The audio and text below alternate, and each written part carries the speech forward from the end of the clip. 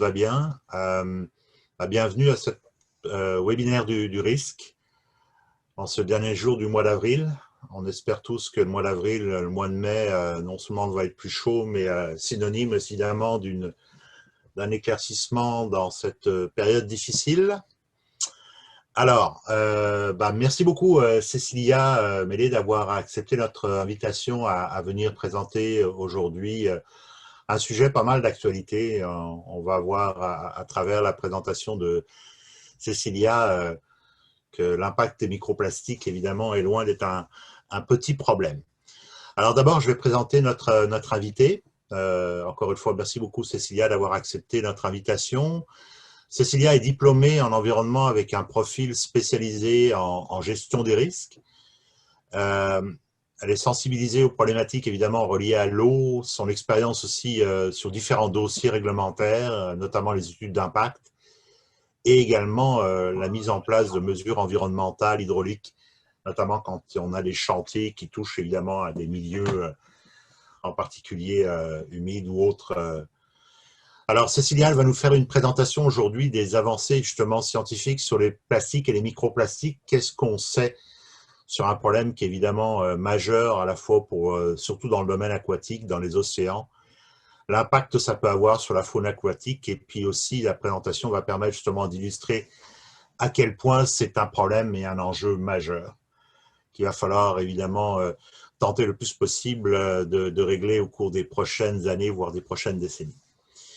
Cécile nous présentera également, justement, on profitera pour présenter un peu l'organisme Défi Saint-Laurent, initiative aussi développée par Stratégie Saint-Laurent et Polymère, qui vise justement à la sensibilisation vis-à-vis du problème des plastiques, ses impacts sur la mobilisation des municipalités, citoyens, entreprises, les créateurs touristiques, gestes, réduction du plastique à usage unique.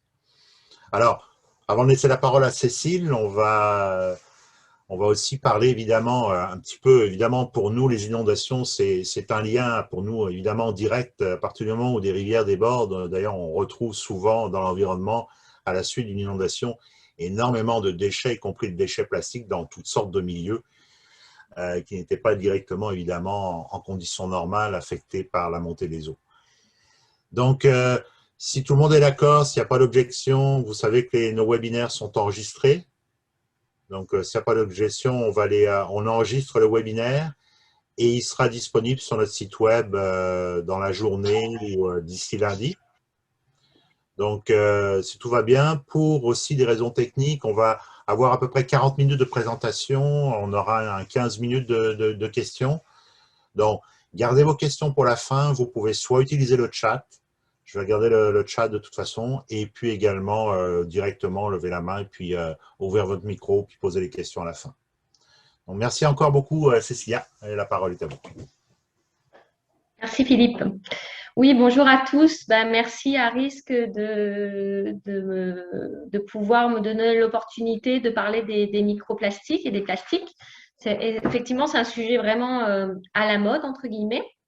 Puis aussi de pouvoir parler du défi Saint-Laurent, comme le disait Monsieur Gachon, qui est une initiative développée par Stratégie Saint-Laurent, puis Polymère, et c'est en lien avec les plastiques et les microplastiques. Donc, pour situer Stratégie Saint-Laurent, c'est le plus vaste organisme d'OBNL en fait, qui agit sur le Saint-Laurent. Il est composé de 13 organismes, donc il y a Stratégie Saint-Laurent et il y a 12 comités régionaux qu'on appelle des comités ZIP.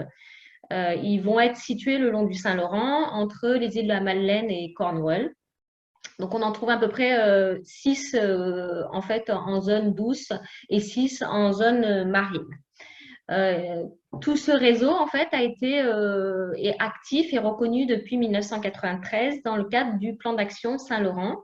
Puis, depuis cette date, le réseau a réalisé plus de 1000 actions et initiatives en lien avec la protection, la conservation, la restauration, puis la mise en valeur du Saint-Laurent plutôt, du fleuve Saint-Laurent. Et toutes ces actions vont vraiment miser sur l'éducation relative à l'environnement et sur la concertation et non sur la pression. Je remercie également Lynn Morissette de M Expertise Marine qui a conçu en grande partie ce PowerPoint qu'elle a présenté lors d'une conférence dans le cadre justement du défi Saint-Laurent. Donc, dans un premier temps, en fait, je vais vous, comme l'a dit Monsieur Gachon, en fait, je vais vous faire un bref bilan de ce que nous savons actuellement au regard des avancées scientifiques sur les plastiques et faire le parallèle entre ce qu'on sait scientifiquement et ce qu'on peut voir passer parfois dans les médias sociaux. Donc, en fait, c'est un peu la science versus le reste, on va dire. Premièrement, on sait que le plastique, en fait, représente entre 45 et 95% des débris marins. Donc, une grande majorité des débris marins sont des plastiques. En fait, ce fameux continent de plastique, on en parle depuis maintenant plus de 20 ans. Parce que pour la première fois, en fait, c'était en 1997, c'est le capitaine Charles Moore qui, en naviguant dans le Pacifique, s'est rendu compte que d'année en année, sur son trajet de navigation, il y avait de plus en plus en fait, de densité de plastique sur son chemin ou de débris même qui flottaient et que ça augmentait de plus en plus. Donc, c'est lui, pour la première fois, qui a décrit ce phénomène de continent de plastique. Et en fait, c'est reconnu par la communauté scientifique. On peut voir comme à droite de l'écran, on peut voir qu'il y a de multiples publications sur ce phénomène et que le consensus vraiment est là. C'est un problème inquiétant et majeur pour l'avenir de notre planète. On peut voir sur la photo de droite que parfois dans les médias sociaux, en fait, on utilise ce genre de photos pour décrire les continents de plastique, et alors que cette photo vraiment est issue du port de Manille aux Philippines. Et ce n'est pas du tout le fameux continent de plastique qu'on voit du Pacifique dont on parle. Donc, certes, ça nous montre le problème des plastiques, mais ça ne décrit pas le bon phénomène. D'ailleurs, est-ce qu'on peut parler vraiment d'une île ou d'un continent de plastique? Ben, en soi, non. Il y a un mythe qui circule sur ça, comme quoi ça serait un continent de plastique qui serait de la taille du Texas. Mais en fait, ça ne se représente pas du tout comme ça. C'est plutôt une soupe de plastique. En fait, ça va être une grande concentration, des millions de particules de plastique qui sont petites et minuscules et qui sont vraiment disposées de façon dispersée. Ça va se présenter plutôt comme cette soupe de plastique, plutôt que ce qu'on pourrait croire parfois. Ce n'est pas du tout une couche d'ordures sur laquelle on pourrait marcher, puis qui serait visible en avion. Donc, on peut voir que cette concentration de plastique dans cette gyre, en fait, je vais vous expliquer ce que c'est, elle augmente maintenant depuis les 40 dernières années. Et pourquoi ces plastiques vont se concentrer à cet endroit? En fait, dans la mer, il y a des grands courants océaniques qui vont former des gyres, et ce qu'on appelle en fait des gyres. Et en fait, les gyres, c'est des grands tourbillons de courants marins qui, en fait, vont faire en sorte que les débris vont se concentrer au centre de ce tourbillon. Donc, il existe plusieurs gyres. Là, c'est la gyre du Pacifique Nord, qui, on peut voir comme sur la photo, en fait, qui tourne dans le sens des aiguilles d'une montre, mais il y en a plusieurs dans les océans, dans le monde. Qu'est-ce que nous savons d'autre également? Donc, la science nous dit qu'en fait, on produit énormément de plastique. Depuis sa création dans les années 50, en 1950, jusqu'à date, donc en environ 70 ans, on a multiplié notre production mondiale de plastique par 200. Et puis, malheureusement, il y a juste une infime partie de ce plastique qui est recyclé. On peut voir là 9%, et la grande majorité, à presque 80%, de ce plastique, en fait, ça va être rejeté dans la nature. Donc, rejeté dans la nature, c'est en fait surtout enfoui dans les centres d'enfouissement. Et puis, on peut voir que si la production justement de plastique se maintient, si cette tendance se maintient, il y aura 2 fois plus de quantité en fait de déchets plastiques accumulés sur notre planète d'ici 2050. On ne se rend peut-être pas bien compte de ce que ça peut représenter. C'est pour ça que la fondation Ellen MacArthur a fait une petite analogie pour se rendre compte de cette ampleur de production notamment, et puis qui se déverse aussi. C'est en fait, on déverse dans la mer l'équivalent d'un camion à ordures chaque minute sur la planète. Qu'est-ce que nous savons d'autre également?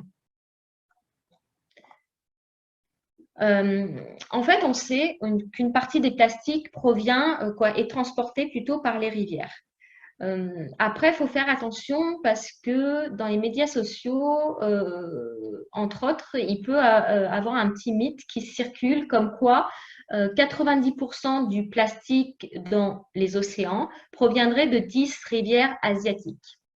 Donc là, en fait, il y a eu une étude qui a été réalisée récemment, mais elle a été, entre guillemets, mal interprétée. Cette étude, en fait, elle a porté sur la quantité de déchets plastiques qui est transportée par 57 systèmes fluviaux. Et cette étude, elle a conclu que 90% du plastique provenant de ces 57 systèmes fluviaux provient de 10 rivières, principalement. Donc, ça ne veut aucunement dire que 90% de tout le plastique dans les océans provient de ces 10 rivières. C'était vraiment sur les 57 systèmes fluviaux qui avaient été étudiés. Cette étude, quand même, c'est un bon indicateur pour montrer que les rivières, en fait, sont des sources de déchets marins et que en fait, c'est une source, mais il va falloir, les données sont quand même limitées, donc il va falloir d'autres études. Et puis, ça ne veut pas dire qu'il faut négliger quand même ou même ignorer la pollution marine qui provient d'autres sources. Parce que c'est quand même incontestable. Il y a une chose que nous savons et qui est sûre, c'est que la présence des plastiques dans nos océans est liée à l'activité humaine. En effet, elle est liée à l'activité humaine, que ce soit sur mer ou sur terre. Effectivement, il s'agit d'une estimation, mais on peut voir que 80% des déchets plastiques proviennent de sources terrestres. Donc, on entend sources terrestres, c'est-à-dire que ça va être du plastique issu de notre quotidien qui va être jeté soit directement dans les océans, soit soufflé par le vent. Et puis, 20% du plastique est de sources marines. Donc, sources marines, qu'est-ce qu'on entend? Ça va être en fait, par exemple, du matériel de pêche qui a été perdu. Donc, on peut voir que ça va être des cordes, des filets, des flotteurs. Excusez-moi. Mais ça va être aussi des déchets issus de la marine marchande, mettons, ou de plateformes pétrolières, ou même des navires de croisière. Donc, je redis, c'est une estimation, tout ça, parce que c'est très difficile quand même à estimer. Effectivement, c'est difficile à estimer combien il y a de plastique dans les océans. Tout à l'heure, je vous ai dit qu'il y avait le plastique représenté entre 45% et 95% des déchets marins. En fait, on peut voir là que c'est quand même la palette est large, 45 et 95%. En fait, ça montre pourquoi c'est large, ça montre la difficulté justement à quantifier cette quantité de plastique. Même si on voit plein de chiffres sur les médias, c'est quand même scientifiquement, c'est difficile à quantifier. Pourquoi? Parce qu'on peut voir sur le schéma de gauche que selon la densité du plastique, parce qu'il existe différents plastiques, chacun avec leur densité, on peut voir que selon la densité du plastique, il y a des plastiques qui vont rester, en fait, qui vont flotter à la surface. Et il y a des plastiques qui vont plutôt couler au fond des océans. Donc, ça va dépendre, comme je disais, leur densité. Quand on échantillonne avec des chaluts ou des filets, on va échantillonner la surface. Donc, on va avoir du mal à extrapoler ce qu'on a recueilli à la surface de l'eau versus ce qui peut avoir, tout le reste du plastique qu'il peut avoir au fond de l'eau. Ensuite aussi, par rapport un peu à ce qu'on peut trouver dans les médias sociaux, un genre de mythe, on va dire, on dit apparemment qu'il y aurait plus de plastique dans les océans que de poissons d'ici 2050. Là aussi, en fait, on ne peut pas être certain de cette affirmation, même si vous l'entendez beaucoup. c'est impossible d'arriver à un chiffre exact. Il y a eu un rapport en 2016 qui a dit que en fait, rien n'est fait pour endiguer ce flux de plastique, dans moins de 10 ans, en fait, l'océan contiendra 1 tonne de plastique pour 3 tonnes de poissons. Mais comme je vous dis, c'est très difficile à quantifier parce que c'est difficile à estimer les populations de poissons. Puis la quantité de plastique, comme je vous ai dit, selon la densité, on ne sait même pas ce qu'il y a au fond de l'eau. Donc ça montre bien que, en fait, ça montre surtout la gravité du problème. Même si ça ne peut pas être vérifié, ça montre la gravité du problème. Et puis aussi, il faut savoir que les débris de plastique qui flottent à la surface de l'eau ne représentent que 5% de tous les plastiques qui sont déversés dans la mer. Ça fait qu'on ignore où finissent 90% des débris plastiques qu'il y a dans la mer. On pense qu'ils sont submergés sous la surface, mais c'est une supposition.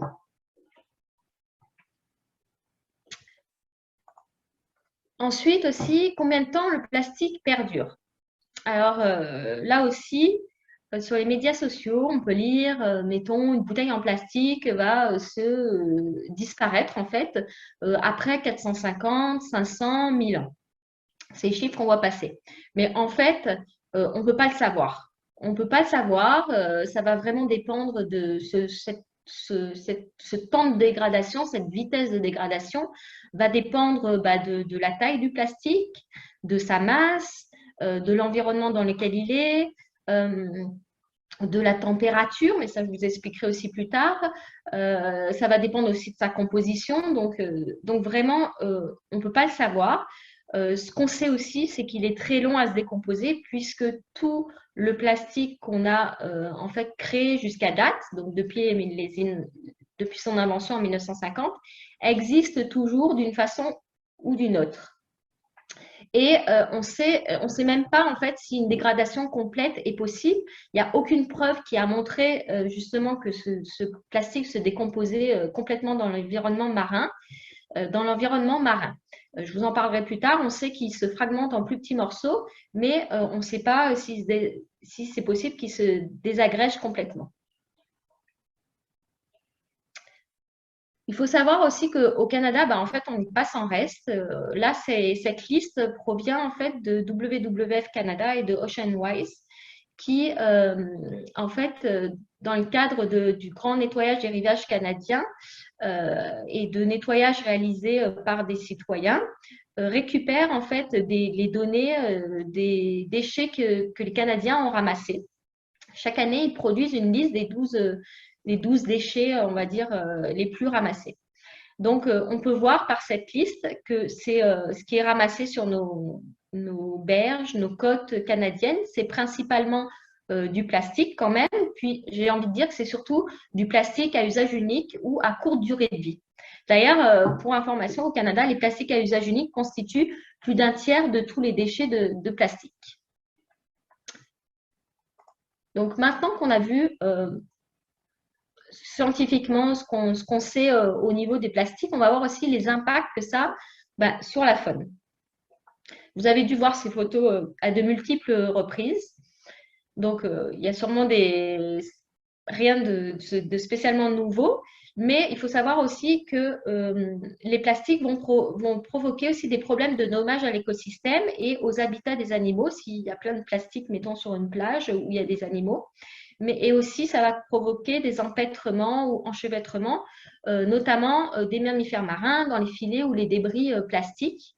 D'ailleurs, il y a un phénomène, la pêche fantôme. Ça s'appelle la pêche fantôme, c'est parce que en fait un système, c'est quand un système de pêche continue de pêcher alors qu'il n'est plus rattaché au pêcheur ou à son bateau. Donc c'est là qu'on va appeler pêche fantôme. Ensuite, il y a un autre impact qui va être l'ingestion par la faune aquatique de plastique. Donc là, cette injection, ça peut être des gros morceaux de plastique comme on peut voir à droite, en bas, dans le cas d'un albatros. Donc, en fait, ces gros morceaux de plastique, ils vont créer une obstruction du système intestinal et puis ça peut causer l'interruption alimentaire. en fait, il y a eu des études notamment qui portaient sur l'albatros dans la gire du Pacifique Nord, sur les albatros, qui a montré un lien entre leur état de santé, entre leur nutrition et leur état de santé, et même la mort des individus. En fait, ils ont montré que plus ils mangeaient de plastique et plus leur état de santé se dégradait parce que, en fait, le plastique occupait toute la place dans leur estomac et ils ne pouvaient plus ingurgiter de vraie nourriture cette nourriture leur apporte des nutriments. Ensuite aussi, j'ai dit l'ingestion de gros, ça c'est pour le cas des gros débris de plastique, mais ils peuvent être amenés aussi les animaux à ingérer des plus petits morceaux de plastique. Donc on peut voir ici, là, au-dessus de l'albatros, des quantités plus petites de plastique qui s'est dégradé. Je vais vous en parler plus tard, des microplastiques en fait. Ça va concerner plutôt, on va dire, les animaux qui s'alimentent par filtration. Donc quand ils vont récupérer l'eau, en fait, ils vont récupérer l'eau, ils vont récupérer en même temps les microplastiques, ingérer des microplastiques. Donc, on peut voir que l'impact sur la faune est majeur. Du plastique a été trouvé, en fait, a été retrouvé dans l'estomac de créatures marines du monde entier, dans des poissons de l'Atlantique Nord, de Nord-Ouest, dans les tortues de mer, dans du thon rouge, de l'estomac de baleines au large des côtes de Norvège, etc. Mais bien qu'il y ait une inquiétude vraiment croissante à ce sujet, puis que aussi on fasse souvent un parallèle entre le fait de trouver des plastiques dans l'estomac de ces animaux et leur mort, en fait, je tiens vraiment à préciser qu'il est nécessaire de faire vraiment des travaux supplémentaires, des études supplémentaires pour vraiment établir les effets de ces plastiques sur la santé des animaux, puis sur la nôtre par le principe de la chaîne alimentaire. Effectivement, je vous en parlerai, mais en fait, on peut se demander par le principe de la chaîne alimentaire si on n'est pas nous-mêmes amenés à manger du plastique, mais je vais vous en parler plus tard. Donc, comme je vous le disais, les microplastiques, ça va être des morceaux de plastique là, qui sont plus petits, qui sont inférieurs à 5 mm. Donc, comment ils arrivent à être des microplastiques? Je vous ai dit tout à l'heure que le plastique, en fait, il n'y avait aucune preuve comme quoi le plastique disparaissait complètement, que se désagrégeait complètement. Effectivement, d'ailleurs, c'était son purement argument de vente à sa création, c'est qu'il soit indestructible. En fait, ce qu'on sait, c'est que le plastique se photograde, c'est-à-dire que le plastique, sous l'action des filtres UV, en fait, notamment, mais aussi du vent et des vagues, etc., une bouteille plastique, en fait, va d'abord se sécher, puis va se briser en plein de petits morceaux, donc, qu'on va appeler des microplastiques. Et c'est ces plastiques qui sont inférieurs à 5 mm de long. Et en fait, ça va se photodégrader à une vitesse différente selon la composition du plastique, mais aussi selon la température qu'il va avoir. Et en fait, c'est le problème avec ces microplastiques, c'est qu'ils vont mettre plus de temps à se décomposer et ils vont être aussi plus difficiles à ramasser, mettons, lors des nettoyages. Pour votre information, en fait, il y a différents types de microplastiques. Il y a les microplastiques, comme je viens de vous expliquer, en fait, qui sont plus issus de la dégradation de gros objets en plastique, mais il y a aussi les microplastiques qui sont plutôt issus du lavage de nos vêtements synthétiques. Donc là, on va parler plutôt de microfibres. Ensuite, il va y avoir des microplastiques qui sont produits industriellement pour, mettons, des produits de toilette et d'hygiène personnelle. On va appeler ça plutôt des microbilles. Donc, par exemple, dans des exfoliants, dans des dentifrices, mais depuis le 1er juillet 2018, le Canada a interdit la production et puis la fabrication, puis l'importation aussi de produits d'hygiène qui contiennent ces microplastiques. Et enfin, il y a aussi des microplastiques qui sont produits industriellement, qu'on appelle l'arme de sirène, qui vont être utilisés, eux, plutôt pour, comment on dit, dans d'autres plastiques pour leur donner des qualités, de flexibilité ou autres. Mais qu'est-ce qu'il en est au niveau du Saint-Laurent? Donc, qu'est-ce qu'il en est sur le Saint-Laurent? Il faut savoir que quand même, les microplastiques dans les systèmes marins, c'est assez bien documenté, mais en milieu d'eau douce, c'est pas encore bien documenté.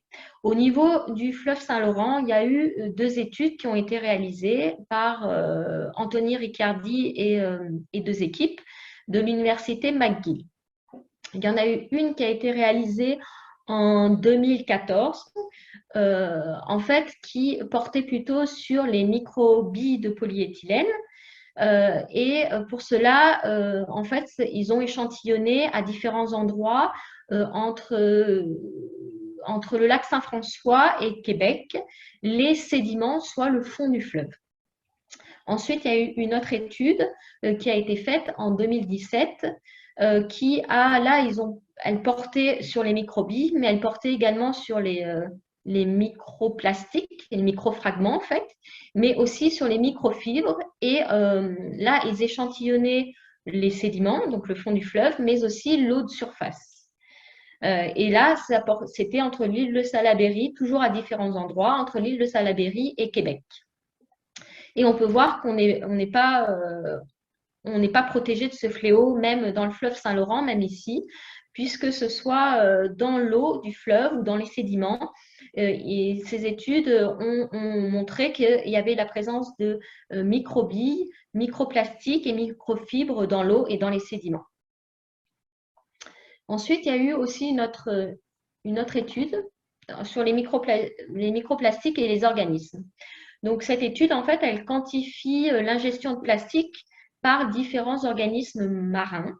Donc, on peut voir à droite les différents organismes marins et les petites particules qui ressortent en fluo, ce sont des particules de plastique qui ont été ingérées par, par différents organismes marins, par des moules, par des larves de crabes, des larves de homards et aussi par des copépodes qui, en fait, eux, sont mangés par des baleines, entre autres.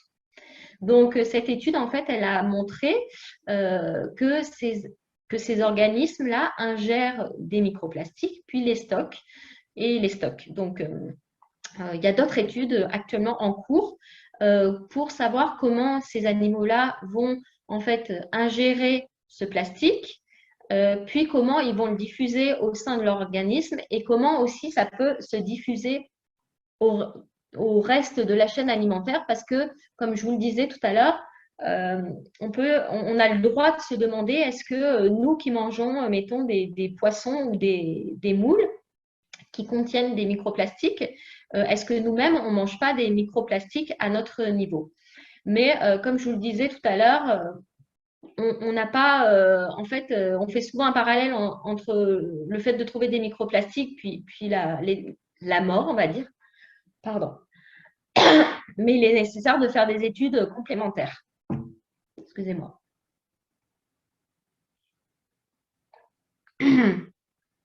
Aussi, je voulais vous dire qu'en fait, il y a des études aussi qui portent sur les microplastiques comme vecteurs de transport. En fait, les microplastiques on s'est rendu compte, puis il y a des études en cours, comme quoi ils attiraient des substances chimiques comme les PCB, et puis que les plastiques aussi, ils peuvent être composés, excusez-moi, que les plastiques aussi peuvent être composés en fait de plastifiants de type BPA, qui certains en fait sont des perturbateurs endocriniens, c'est-à-dire qu'ils vont altérer en fait le fonctionnement normal du système hormonal. Donc en fin de compte, on se rend compte que c'est peut-être pas, les études sont en cours, mais c'est pas nécessairement les microplastiques qui peuvent être un problème, mais c'est peut-être ce qui vient avec les microplastiques quand c'est ingéré. Mais comme je vous le dis, les études sont en cours. Il faut savoir aussi, ça on ne s'en rend pas compte, mais en fait, c'est 8 millions de tonnes de plastique qui finissent vraiment chaque année dans les océans.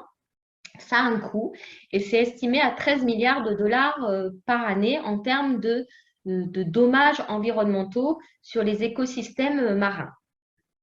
Qu'est-ce qu'on entend dans ce coût? En fait, qu'est-ce que comprend ce coût? Ben, ça représente déjà les pertes financières qui sont subies par les industries de pêche quand ils pêchent des plastiques, ils vont abîmer leurs filets, ils vont perdre du temps à enlever ces plastiques des filets. Ça représente aussi des pertes financières en termes de tourisme, puisque une plage qui a des plastiques, ben, c'est beaucoup moins attrayant.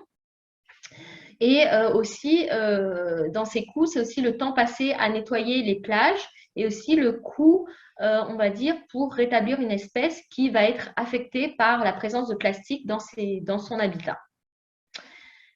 Donc maintenant qu'on sait tout ça, qu'on sait scientifiquement, etc., bah, qu'est-ce qu'on peut faire, nous, à notre échelle? Parce qu'il ne faut pas s'alarmer, puis se dire, ah, c'est un problème trop difficile à gérer.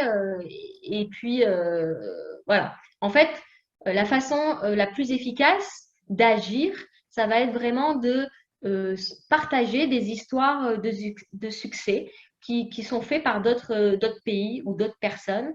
Ça va être vraiment de passer au mode solution et puis vous-même de participer à des initiatives pour influencer, inspirer votre entourage et puis les autres. Qu'est-ce qu'il existe comme initiative positive en fait? Ben, il en existe de multiples. Il y en a beaucoup en fait qui sont plutôt de l'ordre du. Vous pouvez vous impliquer notamment en ramassant en fait des débris, des déchets. Donc, par exemple, tout à l'heure, on en a parlé, il y a le plugging. Le plugging, en fait, ça va être plutôt de courir ou de marcher avec un sac plastique pour ramasser des déchets. Il y a aussi la mission 100 tonnes et puis le grand nettoyage des rivages canadiens qui incite en fait les citoyens à faire des nettoyages de leur côté et à récupérer les données, notamment le grand nettoyage des rivages canadiens, pour établir cette liste de déchets que je vous ai montré tout à l'heure. Donc, c'est un peu de la science citoyenne. Il va avoir le World Cleanup Day. Donc, chaque année, en septembre, c'est le jour international des nettoyages où justement, ça incite les organismes à réaliser des nettoyages. Et puis, il va y avoir aussi les écoles zéro déchet qui vont être plus agir en amont dans la réduction du plastique en amont. Donc, toutes ces solutions sont bonnes. Elles vont plutôt, à part l'école zéro déchet, mais elles vont plutôt agir, on va dire, quand les déchets sont déjà présents mettons, sur les plages. Mais ça va aider vraiment au fait que ces plastiques, en fait, n'auront pas le temps de se désagréger sous l'action du soleil et ils vont pouvoir les ramasser avant que ça se désagrège et que là, ce soit impossible et que ça parte à l'eau.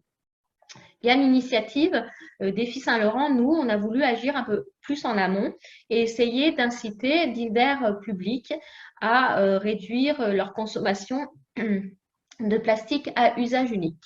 Donc, c'est avec notre partenaire aussi Polymère. Donc, en quoi ça consiste, Défi Saint-Laurent? Avant d'appeler à la mobilisation, on va dire, à poser des gestes de réduction, il faut sensibiliser le public. Comment sensibiliser le public? Nous, déjà, on a choisi de toucher les citoyens, les écoles, les municipalités, puis les industries touristiques qui vivent du Saint-Laurent. Donc, qui vivent du Saint-Laurent déjà par leurs activités, par exemple de kayak, excursions aux baleines, choses comme ça, mais ou aussi par leur position géographique avec une vue sur le Saint-Laurent, mettons. Donc, comment on va les sensibiliser? Je vais vous les présenter brièvement, mais à la fin, je vous mets les liens et puis vous pourrez les consulter. On a fait une fiche informative sur les microplastiques. Une fiche informative recto verso sur les microplastiques qui explique un peu comme je viens de vous faire ce que sont les microplastiques, puisqu'on sait les études, etc. On a fait également, je ne vais pas tout vous ouvrir, mais on a fait également un quiz en ligne avec 8 questions pour tester vos connaissances sur les plastiques. Puis à la fin, vous avez les réponses qui sont vraiment développées. Les fiches informatives peuvent être pour les citoyens, pour les municipalités ou pour les entreprises récréotouristiques. On peut être aussi amené à faire des conférences comme je fais actuellement avec RISC. Et puis, on a un outil plus spécifique pour les écoles secondaires, la trousse pédagogique. Alors, pardon, on va appeler ça plutôt SAE, situation d'apprentissage et d'évaluation. Donc, c'est le jargon scolaire, on va dire. En fait, c'est vraiment une trousse pédagogique qui va répondre, on va dire, aux exigences du ministère de l'Éducation. Et ça va vraiment correspondre, comme on dit, au contenu pédagogique que les secondaires doivent assimiler. C'est une trousse, en fait, qui peut être utilisée par les enseignants de façon totalement autonome, ils n'ont pas besoin de nous. Donc, il y a la trousse de l'enseignant et la trousse des élèves. Et voilà. Ensuite, on va chercher à mobiliser ce même public, en fait. Comment on va chercher à les mobiliser? On a fait un passeport d'engagement citoyen en ligne. Donc, c'est très simple. En fait, on vous demande votre nom, votre prénom, puis on vous propose des idées de gestes de réduction du plastique à usage unique que vous faites au quotidien ou que vous pourriez faire. Et puis, vous pouvez en ajouter d'autres. Et puis, en fait, c'est vous engager moralement à faire attention à votre consommation de plastique à usage unique. Ensuite, la mobilisation peut se faire aussi à travers des nettoyages avec nos comités CIP, nos comités qui sont régionaux le long du Saint-Laurent. Et puis au niveau des municipalités, des entreprises touristiques, nous, on a fait comme un programme de certification, mais on appelle ça plutôt programme de reconnaissance morale, qui est basé sur 5 niveaux d'engagement. À chaque niveau d'engagement correspond des actions de réduction du plastique. Et puis, plus on augmente en fait dans le niveau, plus l'entreprise ou la municipalité devra faire d'actions ou des actions plus engageantes. Et aussi, ces municipalités ou ces entreprises peuvent participer à des nettoyages. Là, on peut voir en bas, à droite, une petite plaque de reconnaissance qui est associée, en fait, pour ces municipalités, ces entreprises. Quand elles ont atteint un niveau, on leur envoie une plaque de reconnaissance pour qu'elles l'affichent de manière visible pour montrer leur engagement pour montrer ça envers le public. On a une autre façon aussi de mobiliser les citoyens. C'est notre partenaire Polymère qui a fait un échantillonneur qu'on peut voir en bas. Un échantillonneur et puis en fait que ce soit Stratégie Saint-Laurent à travers, mettons, les comités régionaux ou au Polymère, en fait, on va faire des événements avec les citoyens où on va échantillonner l'eau du Saint-Laurent. On va faire une campagne très prochainement, au printemps 2021. Donc, voilà, ça peut être avec des citoyens c'est une bonne façon aussi de sensibiliser les citoyens. À terme, pour information, Polymère, en fait, va développer cet échantillonneur qui est, comme on dit, portable, va en fait essayer que des fédérations de kayak, mettons, ou des fédérations ou des marinas, puissent en fait mettre cet échantillonneur à la fin de leur embarcation.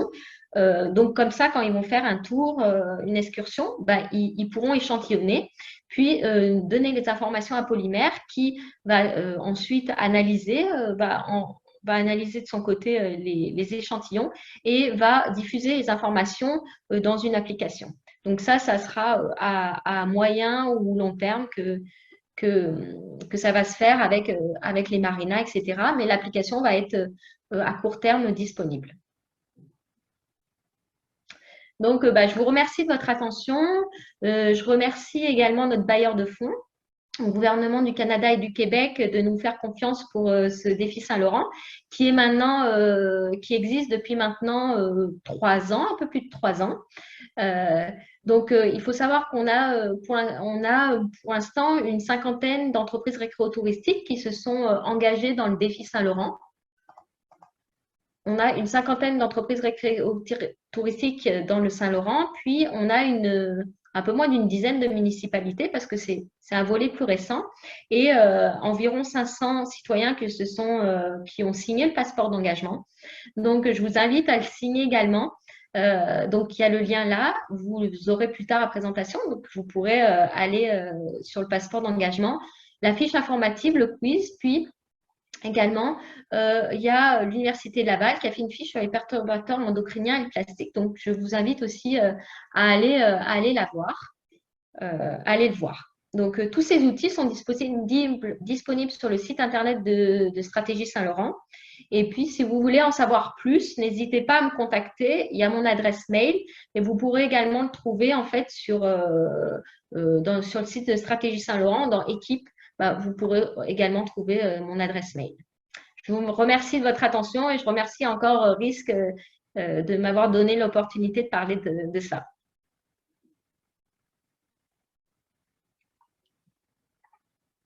Alors, merci beaucoup, Cécilia. Vraiment très intéressant cet aperçu complet. Sincèrement, là, moi, j'ai personnellement appris beaucoup de choses sur, d'abord, l'ampleur du problème, deux, d'ailleurs, Valérie, avant qu'on passe à la période de questions, vu qu'en plus, on a eu une présentation du SIAP il n'y a pas longtemps, sur justement les perturbateurs endocriniens. Ouais. Je pense que ce qu'on va faire, Cécilia, si vous êtes d'accord, non seulement on va mettre le webinaire donc enregistré sur notre site web, puis on mettra tous ces éléments d'information également dans notre site web, parce que c'est tout à fait pertinent. Je vais certainement poser des questions là-dessus parce que effectivement, les inondations, l'importance que ça peut avoir sur la contamination des milieux, mais en lien évidemment avec ce que vous venez nous présenter, c'est tout à fait pertinent. Fait que, sans plus tarder, est-ce qu'il y aurait des questions? Je vois qu'il y a peut-être des personnes qui se sont prononcées non dans le chat. Allez-y, ouvrez vos micros. On est une vingtaine, fait que c'est pas, ça peut être. Je veux juste vérifier que je vois tout le monde. Peut-être, Cécilia, arrêtez le partage. Je vois qu'Andrea, oui, allez-y. Vous avez une question? Bon, ben, je vais briser la glace. Merci beaucoup, très intéressant la présentation. J'étais bouleversé en fait par l'ampleur de la pointe de l'iceberg est préoccupante. En fait, je me questionnais sur les sources, je veux dire, les voies de passage entre la terre et l'eau. Est-ce que c'est parce que les comportements individuels font en sorte que dans la nature, on trouve toutes sortes de déchets qui vont finalement être transportés dans les eaux, ou c'est parce que les gros se trouvent dans des sites d'enfouissement illégaux qui donc sont mal gérés et donc vont être en contact avec les cours d'eau et par conséquent avec l'océan. On sait que le trafic de déchets est au niveau international très important, géré parfois par des entités transnationales, donc des groupes criminels transnationaux. Est-ce qu'on comprend l'impact potentiel de cette source-là versus le fait que je jette ma paille dans les champs et va se retrouver dans la mer? Est-ce que ces deux sources-là peuvent être comparées? On a une idée de ça? Si je comprends bien, vous me demandez si une des sources peut être en fait le fait qu'il y ait du plastique dans le centre d'enfouissement, mettons, et que ça parte dans les cours d'eau, c'est ça? C'est ça. Et ça, je le vois, la question au niveau global, si on veut, Ouais. parce qu'on sait que ce n'est pas géré de la même façon partout dans la planète. Ben non, ça va être vraiment, en fait, on sait que c'est du plastique qui va être plutôt, c'est ce que je disais, les 80% de sources terrestres, c'est plutôt des plastiques qui sont vraiment soit jetés directement, mais plutôt par les humains, on va dire, par nous, ou soit soufflés par le vent. Dans les centres d'enfouissement, je ne pense pas que ça puisse venir de là parce que déjà c'est enfoui, c'est vraiment au fond, donc c'est pas et puis c'est pas construit, on s'est pas fait à proximité des cours d'eau justement pour éviter ce genre de risque. Donc c'est vraiment des choses qui viennent de l'humain et on va dire à partir de, comme je vous disais, soufflé par le vent ou jeté directement. Je ne sais pas si ça répond Merci. à votre question. Merci. Je vais rebondir. Y a d'autres questions, Agathe? Je vois que, ou Il y d'autres a une personnes? question de Paris dans le chat qui demande si vous souhaitez collaborer avec des organismes de bassin versant OBV qui sont l'équivalent des ZIP, mais pour les tributaires du Saint-Laurent. Volontiers, plus on est, mieux c'est. Et puis, on sait très bien que, comme je disais, ça provient des rivières aussi. Une des sources, c'est les rivières, donc ça va finir au même endroit. Donc, il faut qu'effectivement une collaboration se fasse avec les OBV. Ouais. D'autres questions? Moi, j'en aurais une, naïve. Il y avait Agathe. Il y a Agathe. Vas-y, Agathe, excuse-moi. En fait, je me demandais, est-ce que vous connaissiez OpNet 360 que je mets dans le chat présentement? Parce que c'est des activités en lien avec justement Mission Santon, Génie Vigneux, puis je pense qu'il y a Nathalie Lasselin qui plonge récupérer les déchets. Ok, je ne connaissais pas, mais je le note. Et c'est en fait, c'est un groupe de plongeurs, c'est ça, qui récupère les déchets Je pense que c'est le Gramme, Ah oui. à la Chine qui l'a mis sur pied, puis que c'est en partenariat avec Génie Vigneux de Mission Santon et Nathalie. Ouais. D'accord. C'est l'événement qui avait été fait l'année dernière déjà. Ils avaient fait un événement, il me semble, l'année dernière. 24 heures, c'était 24 heures, puis en fait, il y a plein d'autres activités qui ont lieu régulièrement. La Chine, Ouais. je crois qu'il y avait un projet à Kanawake, mais bon, avec la COVID, il y a des choses. Ok. Merci. Effectivement, je connaissais l'événement du Gramme, enfin, entre autres du Gramme qui avait été fait il y a un an, mais je ne savais pas que ça s'appelait OpNet 360. En Merci. tout cas, c'est vraiment intéressant. Je ne sais pas à quel point c'est connu ou pas, parce que récemment, c'était encore méconnu. J'ai découvert les microplastiques il y a 3-4 ans, même pas. Alors, je ne sais pas s'il y a des projets comme vraiment plus dans les écoles qui seraient prévus, ou je ne sais pas. Dans les écoles, c'est une très bonne, c'est vrai que c'est une bonne idée, ça. Ça pourrait se faire. En fait, on pourrait, dans une prochaine demande de financement, également essayer comment on dit, d'étendre le défi Saint-Laurent pour les écoles parce que, effectivement, je suis d'accord que les jeunes, ils sont totalement concernés avec ce sujet. Donc, ce serait une bonne idée de le faire. Mais comme on a essayé avec la SAE qu'on a mis, cette SAE, en fait, elle appelle aussi à la mobilisation pour information à la fin parce que, certes, il y a des textes, mettons, à lire, il y a des questions après, mais après, on appelle à la mobilisation en demandant aux jeunes, notamment, de faire une petite vidéo avec des exemples de gestes de réduction qu'ils pourraient poser. Et puis, on les invite à nous envoyer des vidéos pour qu'on diffuse sur notre Facebook. Donc, voilà. Mais la SAE est disponible sur Prism, qui est une plateforme gratuite de l'AESTQ. Mais seulement, entre guillemets, le bémol, c'est qu'il faut s'inscrire sur cette plateforme pour pouvoir avoir les outils. Il y a différentes SAE, mais voilà. Merci en tout cas d'avoir participé. Y a-t-il d'autres questions? Alors, on a une main levée et avant ça, on a une question qui nous demande ce qu'il est possible de faire concernant les plastiques qui sont issus de nos lessives, par exemple, lorsqu'on lave nos vêtements. Il existe des filtres. Faudrait que vous regardez, notamment le GREM. Donc, GREM, c'est le groupe de recherche et d'éducation, je crois, des mammifères marins, enfin, ils sont à Tadoussac, entre autres. Et en fait, ils ont, je crois que sur leur site, j'ai vu très récemment qu'ils vendaient des filtres pour les laveuses, justement, pour réduire les microplastiques. Oui, en fait, mon commentaire… Ah non, c'est le gramme. Oui, je me suis trompée, j'ai cru que c'était le gramme. Mon commentaire est lié à ça. Donc, je travaille au Gramme. On a maintenant un programme de subvention pour l'achat des filtres à microfibres pour les machines à laver, justement, pour emprisonner les microplastiques et destiné aux municipalités. Donc, je vais envoyer par le chat ici le lien vers notre page web. Et donc, les municipalités peuvent firmer une entente avec nous pour offrir à leurs citoyens un filtre à prix réduit. Donc, en fait, le filtre devient gratuit. Le citoyen n'a qu'à payer le taxe du filtre. Donc, je vous invite à connaître cette page. C'est très intéressant. On pourrait, moi, je pourrais communiquer sur ça parce que, comme je le disais, je suis amenée à rencontrer des municipalités, à aider marché pour qu'elles participent au défi Saint-Laurent. Donc, je pourrais très bien parler de ces initiatives. Ça serait génial. On va collaborer. On a effectivement les mêmes buts. C'est génial. Je le ferai. Je ne manquerai pas. Merci. Votre conférence, c'était très intéressant. Bienvenue. Si, d'autres questions? Moi, j'en aurais une.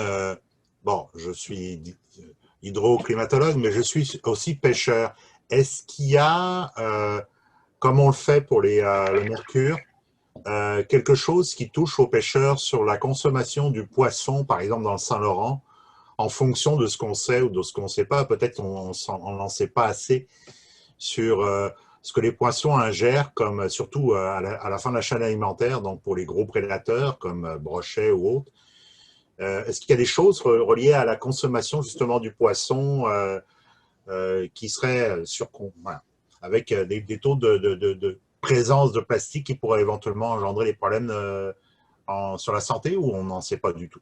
Non, non, on n'en sait pas. On sait pas. Il y a beaucoup d'études actuellement qui sont faites sur ce sujet, justement pour évaluer les effets des microplastiques sur la santé des poissons, de la faune aquatique, puis ensuite de la nôtre.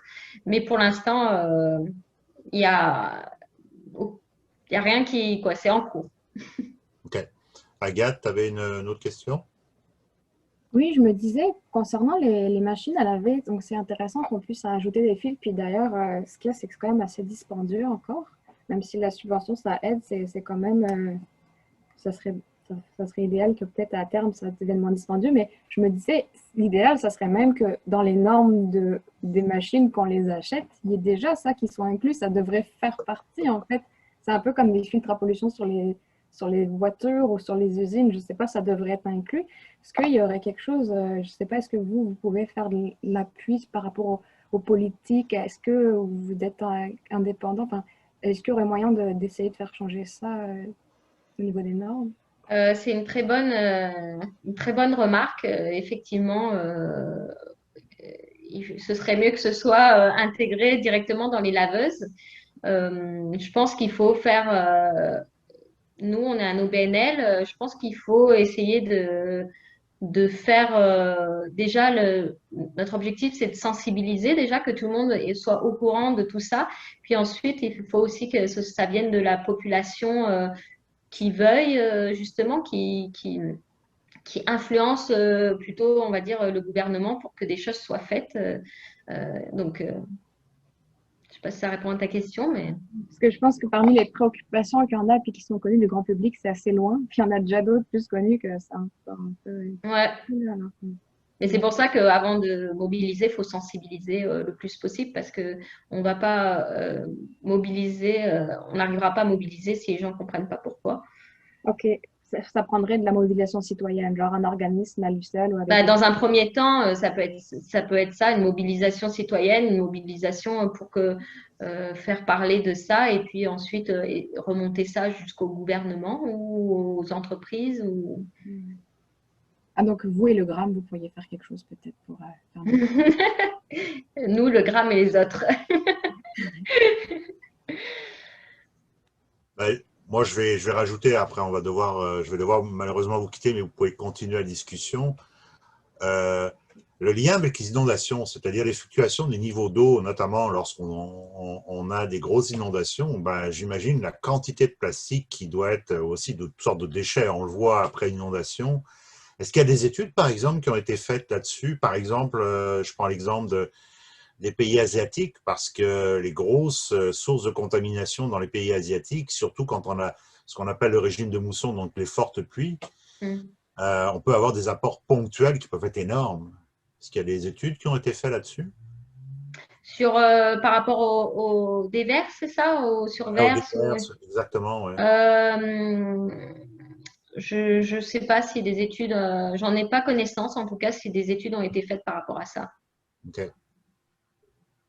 Parce qu'on se rappelle tous, évidemment, M. Coder était à la mairie de Montréal lorsque on a vidé, on a laissé les déchets, il y avait plus, l'usine d'épuration avait été fermée pour quelques jours, donc on avait vidé une bonne partie. En fait, on vidait nos déchets de Montréal dans le fleuve, mais lorsqu'on a des inondations comme on a eu en 2019, j'imagine ça peut avoir des impacts potentiels assez importants sur le rejet, des rejets ponctuels importants dans certains gros bassins versants comme l'Outaouais ou Saint-Laurent.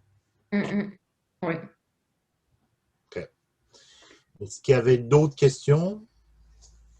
Je crois qu'il y a Agathe encore. Ça va être la dernière alors. Ok, désolé, j'en ai toujours beaucoup, désolé.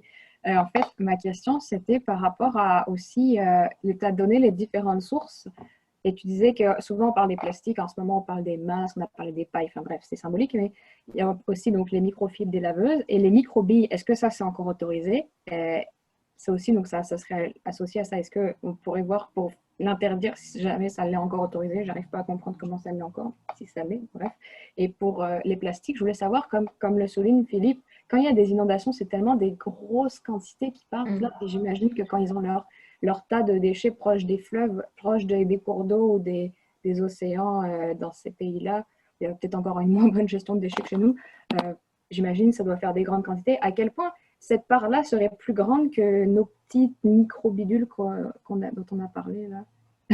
Alors pour les microbilles, comme je disais, elles sont interdites au Canada depuis le 1er juillet 2018. Donc il est interdit d'importer, de fabriquer et de vendre des produits qui contiennent des microbilles. Ok. Concernant ta deuxième question, je ne sais plus. Ah oui, les surverses. En fait, je ne sais pas la part de déchets plastiques qui viennent des surverses plutôt que, comme je disais, les microplastiques. Les surverses, quand même, ça reste ponctuel, alors que les microplastiques, quand même, il faut savoir aussi, je ne l'ai pas dit, mais en fait, les microplastiques, quand ils sont trop petits, dans les stations de traitement des eaux, ils n'arrivent pas à le retenir. Donc, ça part dans le fleuve. Donc, je pense que la part des microplastiques est beaucoup plus élevée que la part des gros plastiques qui sont déversés lors des événements de surverse. Parce qu'un gros, ça fait plein de petits, c'est plus en ce sens que… Ouais, c'est vrai. Mais oui. Alors, on va devoir interrompre nos discussions. Est-ce qu'il n'y a pas d'autres questions? Ça va? Merci beaucoup, Cécilia. C'est vraiment très intéressant. Je pense que ça donne aussi plein d'idées de collaboration donc, avec les questions qu'il y a eu ce matin avec d'autres organismes. Puis même nous, ça pose la question d'ailleurs sur, encore une fois, l'impact des changements majeurs, notamment au niveau d'eau, inondation, sur la contamination du milieu et éventuellement, effectivement, essayer de quantifier quels sont les apports finalement quand on a des gros événements comme ça sur pas juste des rejets ponctuels, mais quelque chose aussi qui va finir par contaminer le milieu de façon durable. Voilà. Donc, merci à vous et merci à tous d'avoir participé et d'avoir posé plein de questions intéressantes. Ok, merci beaucoup. Merci Cécilia, merci à tout le monde et puis prenez soin de vous. Bonne fin de semaine et à très bientôt pour un prochain webinaire. Merci. Bonne fin de semaine. Bye. Au revoir. Au revoir.